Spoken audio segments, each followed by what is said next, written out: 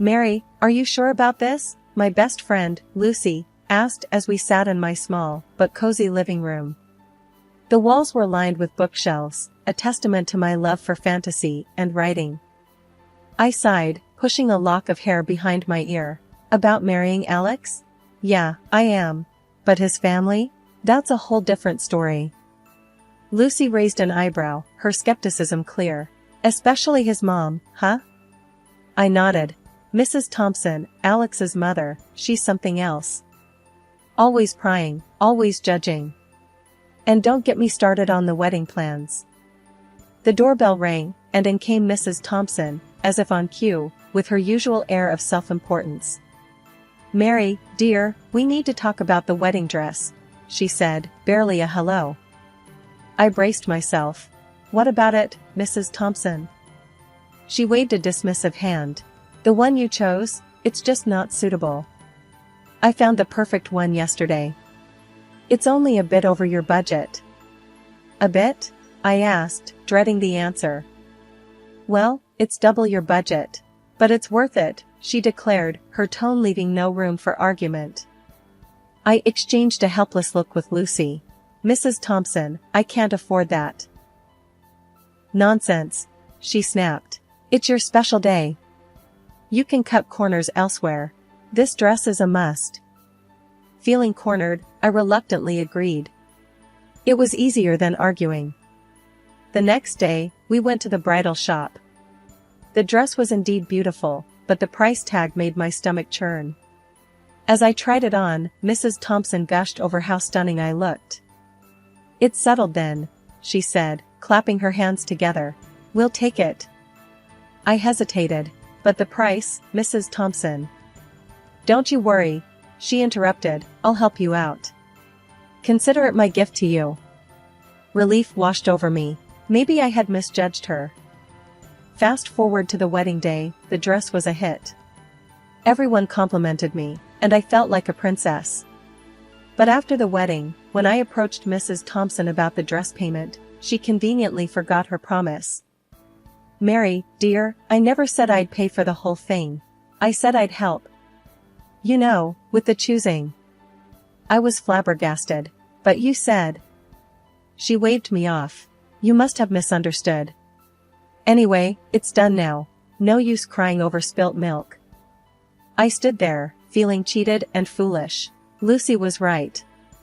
I should have been more careful. It was a Thursday, just like any other, except it wasn't. I was in my home office, the smallest room in the house, cluttered with my writing stuff. The only place where I could find some peace, or so I thought. The sound of the doorbell shattered the quiet. I knew who it was without even looking. Mrs. Thompson had this habit of showing up unannounced, as if our house was a public park. Mary, dear, I'm here, she bellowed from the living room, not bothering to wait for me to answer the door. I took a deep breath, preparing myself for the ordeal ahead. Hi, Mrs. Thompson, I greeted, trying to sound pleasant. Oh, there you are, hiding in your little room, she said, peering around with a look of disdain. You really should get out more, dear. I forced a smile. I'm actually quite busy with my writing. Writing, schmitting. She waved her hand dismissively. You need to live a little. Now, where's the remote? I want to catch my show. As she plopped onto the sofa, turning on the TV, I couldn't help but feel a surge of irritation. My home was turning into her daytime retreat. Mrs. Thompson, I was hoping to get some work done today, I said, trying to sound firm yet polite. She looked at me, her eyebrows raised. Oh, don't be silly. Your little stories can wait. I need to relax. You know, I save so much on my electricity bill coming here. I was at a loss for words. The audacity was astounding. And to make matters worse, she headed straight for the kitchen next. What's for lunch, Mary? I'm starving, she called out, rummaging through the fridge. I followed her, my frustration growing. Mrs. Thompson, I haven't prepared lunch yet. I was planning to eat later. She shrugged, pulling out ingredients. No problem, I'll make do with whatever you have. You should really stock up better, though. There I was, watching her take over my kitchen, using my groceries. The sense of intrusion was overwhelming. Alex walked in just then, home for lunch. "Mom, what are you doing here?" he asked, surprise evident in his voice. "Just visiting, darling. Mary and I are having a lovely time," she lied smoothly. I glanced at Alex, hoping he'd say something, but he just shrugged and sat down, turning his attention to the TV. It was clear where he stood, or rather, where he chose to sit, firmly on the fence. The sun was setting, casting a warm glow into my small home office. The walls, lined with shelves of fantasy novels and manuscripts, seemed to close in on me as I sat there, typing away. My world of mythical creatures and grand adventures was a sharp contrast to the reality I was living. The door to my sanctuary burst open with a force that made me jump. Mrs. Thompson stormed in, her face twisted in a mix of disgust and irritation. "Mary, what in the world are you still doing cooped up in here?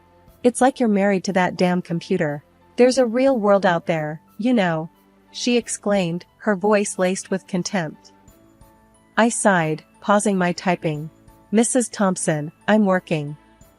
This is my job, my career." She let out a derisive snort. "Job? You call sitting on your behind all day, making up fairy tales, a job? That's the biggest load of rubbish I've ever heard." I tried to keep my voice steady. "Writing is a legitimate profession. I'm a published author. It's not just a hobby." She rolled her eyes dramatically. "Published, schmublished. All this nonsense about dragons and magic wands. It's child's play. Get a real job, contribute something useful to society." Her words were like a barrage of arrows, each one striking its mark. Before I could muster a response, my husband Alex walked in, his expression mirroring his mother's disapproval. "What's the racket about?" he asked, leaning against the doorframe. "Your wife here thinks she's doing the world a favor with her silly stories," Mrs. Thompson said, waving a dismissive hand at my computer. Alex's gaze fell on me, cold and judgmental. "Mary, Mom's right. This isn't a real job. When are you going to stop living in this fantasy world and do something worthwhile?" I felt a knot form in my stomach. "Alex, I am doing something worthwhile. I'm a writer. My books are sold internationally." He let out a cynical laugh. "International? Please, don't make me laugh. How much do you even make from these so-called books?" "It's a joke." I clenched my fists, trying to control the rising tide of anger and frustration. "My writing does contribute. It's not just about the money. It's my passion, my life's work." Alex shook his head, an expression of mock pity on his face. "Passion won't pay the bills, Mary. It's time you grew up and got a proper job, one that pays regularly." The conversation was going in circles, their words cutting deeper each time. I felt like I was being suffocated, my dreams and aspirations trampled under their relentless criticism. "Look, I don't need this," I finally said, standing up. "I don't need to justify my career to anyone." Alex raised an eyebrow. "Oh, so now you're getting defensive? Classic. When you can't face the truth, you just run away." I bit back a sharp retort, knowing it would only fuel their fire. Mrs. Thompson, sensing my defeat, added one last jab. "Think about what we said, Mary. It's for your own good. You can thank us later when you're living in the real world." With that, they left, leaving me alone in my office, surrounded by my books, my work, my world. But their words echoed in the room, each syllable a reminder of how little they understood or respected me. I wondered how much longer I could endure this environment, where my aspirations were nothing but a source of ridicule. The future, once bright with possibilities, now seemed dim and uncertain. It was a typical Saturday morning, the kind that usually promised relaxation and peace. But for me, it heralded the start of the dreaded weekend ritual. The clock had barely struck 10 when I heard the familiar commotion at the front door. It was Susan, Alex's sister, with her 3 kids in tow.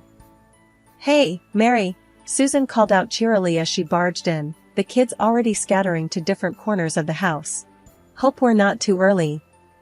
I forced a smile, hiding my dismay. "No, not at all. Good morning, everyone." Susan, oblivious to my discomfort, plopped herself on the sofa. "Phew, what a week. I'm beat. The kids have been driving me up the wall.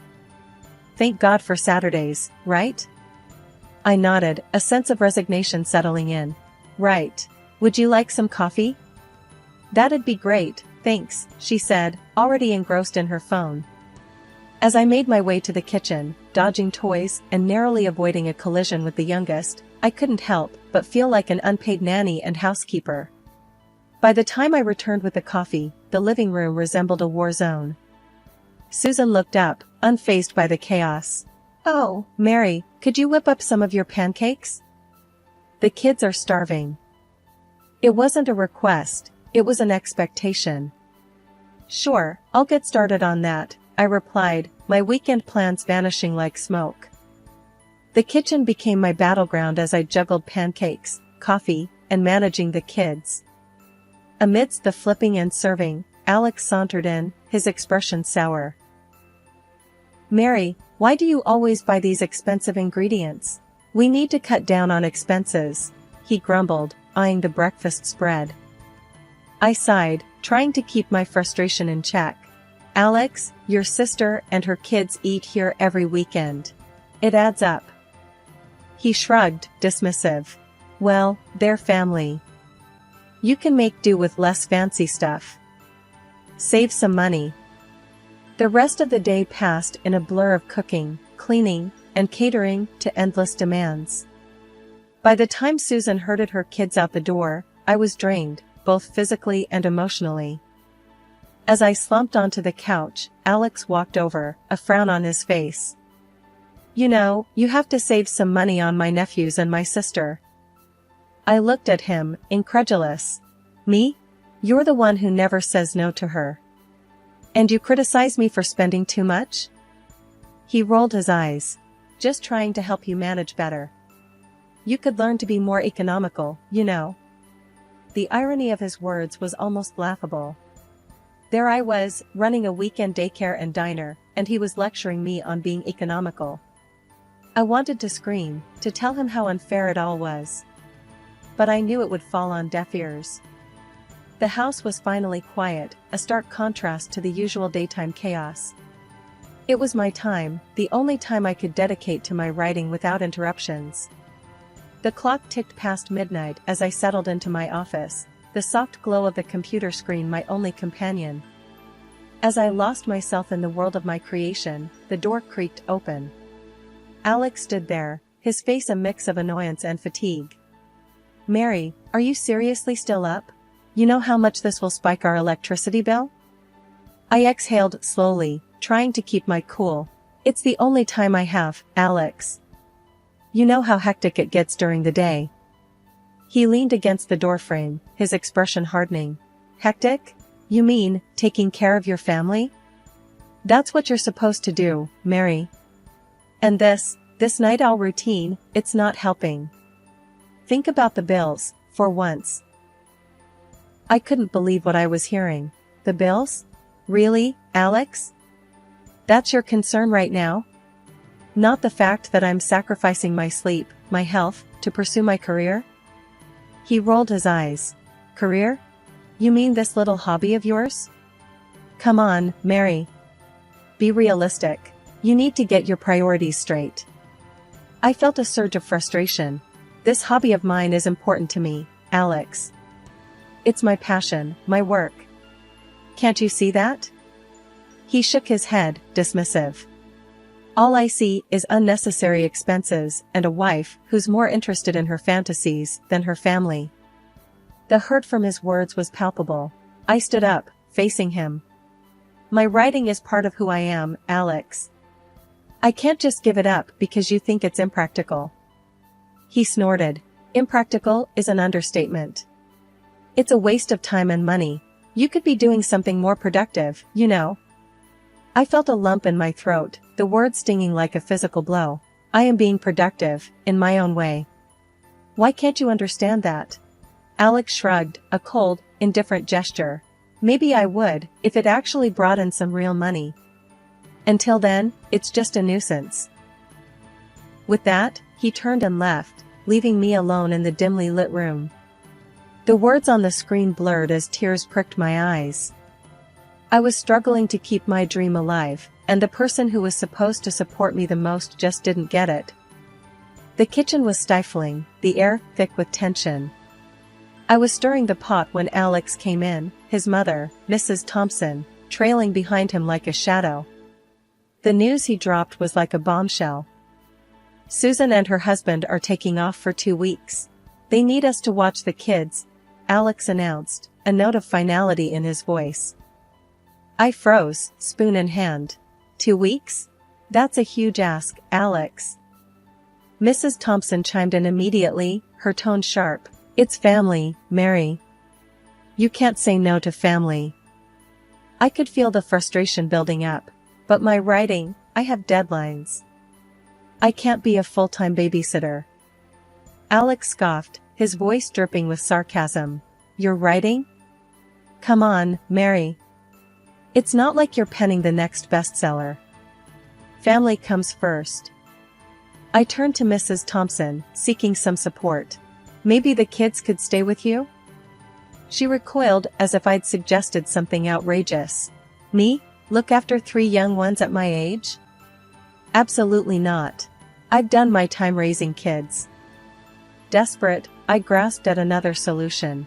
What about hiring a nanny then? Just for those 2 weeks. Both of them looked at me as if I'd grown a second head. A nanny? Mrs. Thompson spat out the word. Why waste money on that when you're already here? Alex nodded in agreement. Exactly.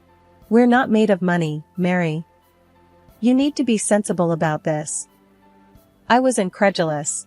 Sensible? You're asking me to give up 2 weeks of my life, my work, for free, and I'm the one who needs to be sensible? Alex's face hardened. It's not a negotiation, Mary. This is what families do for each other. You're part of this family, or have you forgotten? I felt a surge of anger. No, Alex, I haven't forgotten. But it seems like you've forgotten that I have a life and commitments of my own. Mrs. Thompson snorted. Commitments? To those fanciful scribblings of yours? Don't be so dramatic. It's just 2 weeks of babysitting. Feeling cornered, I raised my voice. It's not just babysitting. It's my time, my career. Why can't either of you understand that? Alex's expression turned cold. Because, Mary, in the real world, people don't get to live in their fantasy land. They make sacrifices. They do what's necessary for family. I was shaking with frustration. And what about what's necessary for me? Don't my dreams and aspirations matter to you at all? He leaned in, his voice a low threat. If you don't do this, Mary, it's over. I'll file for divorce. Is that what you want? I recoiled, his words hitting me like a physical blow. The threat of divorce hung in the air, a brutal ultimatum. The day the kids were supposed to arrive felt like the calm before the storm. I watched from the window as Susan's car pulled up.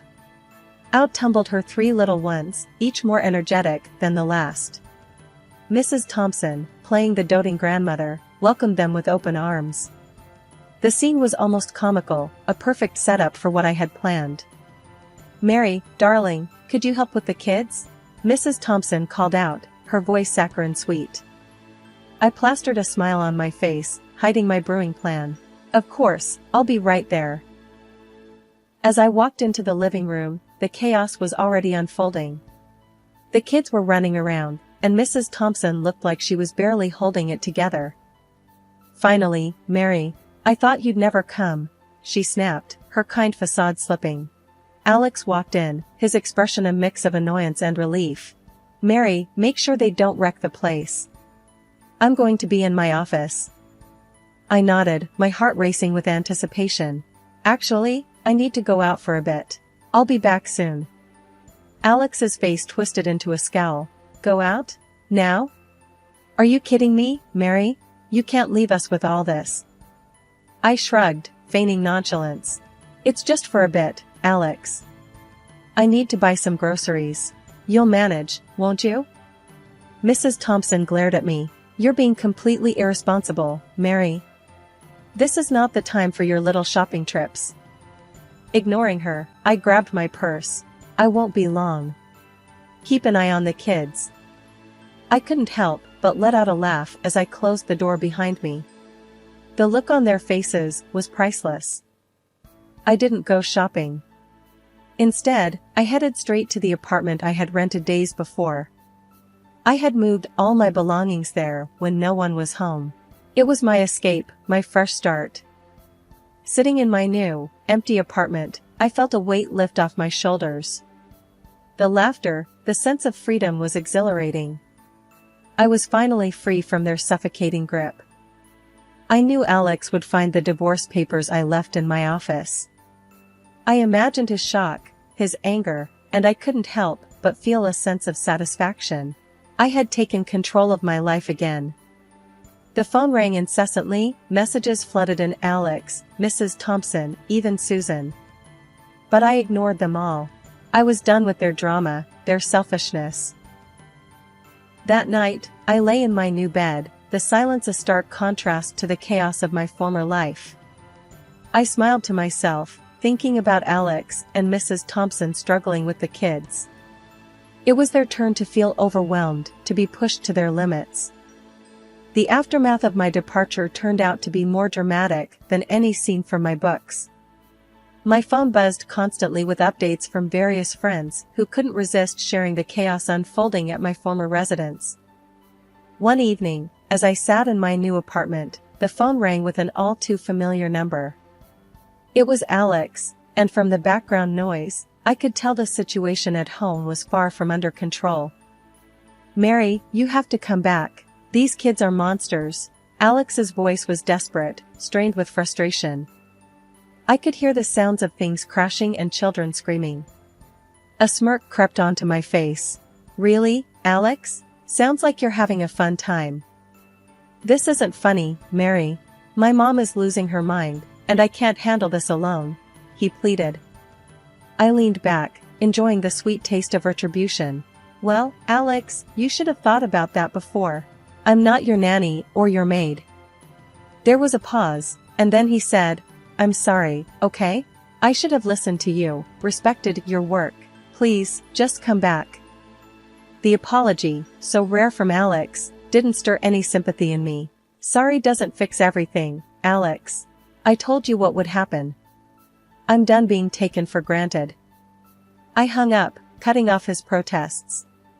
The satisfaction was short-lived, though, replaced by a sense of peace and freedom.